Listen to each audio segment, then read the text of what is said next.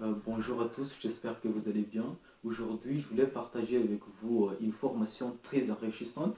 Si vous êtes étudiant ou quelqu'un souhaitant de valoriser son parcours en cybersécurité, cette formation constitue une excellente expérience d'apprentissage et je voulais partager avec vous aussi mon retour d'expérience après avoir terminé cette formation.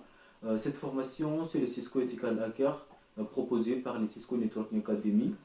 Il s'agit d'une formation d'environ 70 heures qui m'a permis de mieux comprendre la cybersécurité offensive et surtout d'apprendre à penser comme un attaquant pour mieux défendre un système. Et dans cette vidéo, je vais vous expliquer ce que l'on y apprend dans cette formation, vous présenter le résumé de la formation et de compétences que j'ai acquises grâce à celle-ci, ainsi que de quelques conseils si vous envisagez de suivre cette formation. Avant de commencer, pourquoi j'ai choisi cette formation? Personnellement, je suis davantage orienté cybersécurité défensif, mais au fil du temps, j'ai compris qu'il est difficile de bien défendre un système sans comprendre comment les attaquants procèdent. Et c'est justement ce qui m'a poussé à suivre cette formation. Mon objectif n'était pas de devenir hacker du jour au lendemain, mais plutôt de comprendre les méthodologies d'attaque, découvrir les différentes phases de pentest, renforcer mes connaissances globales en cybersécurité et surtout de développer une mentalité d'attaquant pour mieux protéger les environnements. Passons maintenant au contenu du cours, au contenu de la formation.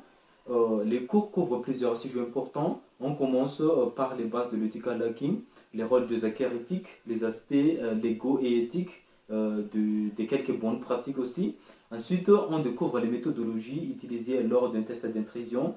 J'ai également travaillé sur la reconnaissance, l'OSINT, l'analyse des cibles, le scan de vulnérabilité, ainsi que de différents types de menaces.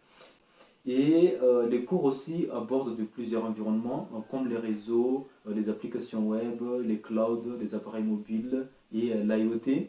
Et une partie très intéressante concerne également l'ingénierie sociale et les techniques utilisées par les attaquants.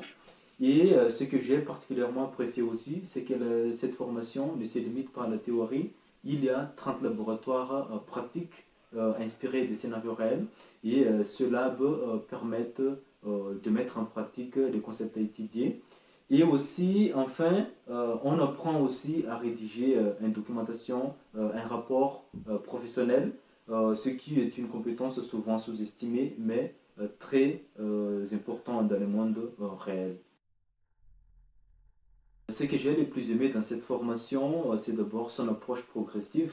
Même si certaines notions sont avancées, le contenu est organisé de manière logique. Et j'ai également apprécié aussi des laboratoires pratiques.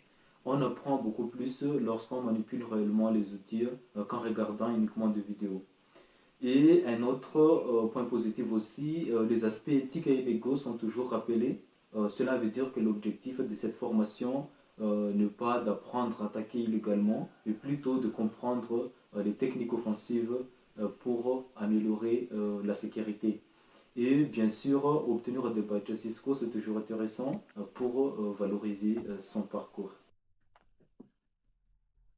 Tout n'est pas parfait, évidemment. Certaines notions peuvent être assez techniques, surtout pour les débutants complets.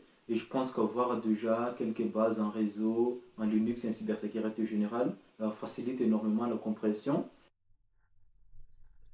Concrètement, cette formation m'a permis de développer de plusieurs compétences comme comprendre les méthodologies d'un pen test, renforcer mes connaissances en reconnaissance et analyse des vulnérabilités, mieux comprendre le comportement des attaquants et surtout acquérir davantage des expériences pratiques grâce au lab.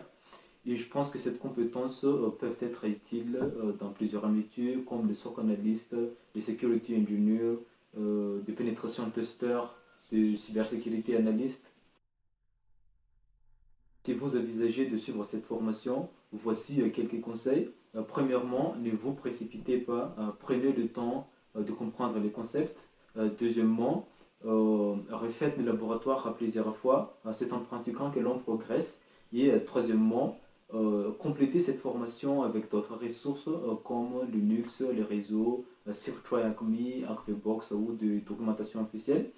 Et surtout, garder toujours l'état d'esprit éthique et professionnel. Pour conclure, je suis satisfait d'avoir suivi cette formation, les Cisco Ethical Hacker. Cette formation m'a permis d'élargir ma vision en cybersécurité et de mieux comprendre l'approche offensive.